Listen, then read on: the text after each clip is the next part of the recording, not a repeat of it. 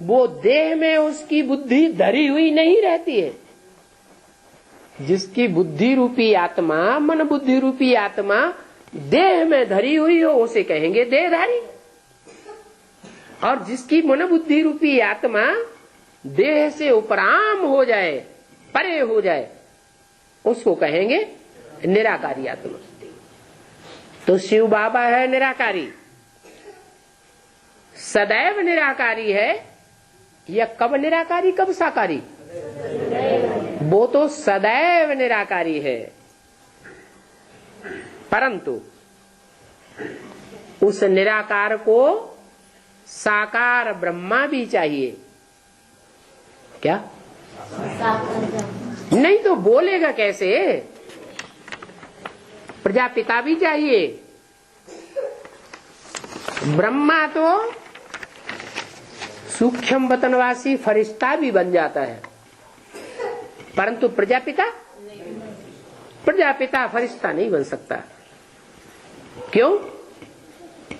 प्रजापिता की ड्यूटी है, बाप की जिम्मेवारी है, वो मनुष्य सृष्टि का बाप है।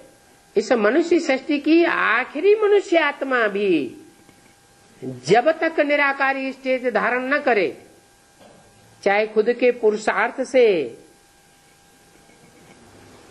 चाहे रोगों की भोगना से, और चाहे धर्मराज के दंडों से देहभान छटे, लेकिन जब तक पूरा देहभान न उतरे और आत्मा बिंदु न बन जाए इस मनुष्य सृष्टि की एक एक आत्मा, तब तक प्रजापिता वापस परम नाम नहीं जा सकता। तो वो निराकार बाप इस मुकर्रर रथ में आते हैं, जिसे कहते हैं भाग्यशाली रथ। भाग्यशाली रथ, रथ माना शरीर। न चाहते हुए भी शरीर छूट जाए, अकाले मौत में छूट जाए, उसे भाग्यशाली रथ कहेंगे। या स्वेच्छा से हंसते हंसते खुशी खुशी शरीर छूटे, जब चाहे तब शरीर छोड़ें और जब चाहे तब शरीर धारण करें, ऐसी आत्मा की स्टेज हो जाए तो कहेंगे भाग्यशाली रथ।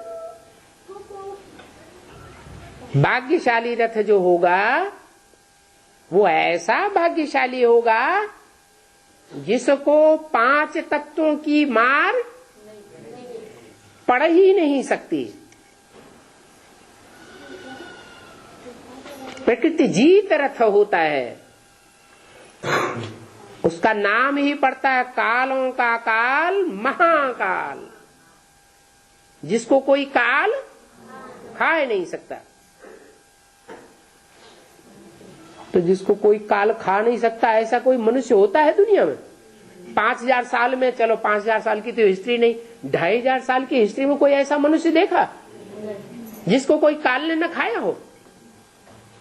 शास्त्रों में तो लिखा हुआ है शंकर जी को काल नहीं खाता, लेकिन वो लिखा हुआ है, लिखने वालों ने लिखा है, पढ़ने वालों ने पढ़ा है, सुनाने वालों ने सुनाया है, सुनने वालों ने सुना है, लेकिन देखा तो किसी ने नहीं। मना ये सिर्फ समझने की बात है कि जब सारी सृष्टि का विनाश होता है तो कोई एक मनुष्य आत्मा ऐसी भी तो होगी जो सबसे अंत में शरीर छोड़ेगी, उसको काल के गाल में जाते हुए कोई देख ही नहीं सकेगा। इसलिए कालों का काल महाकाल कहा जाता है।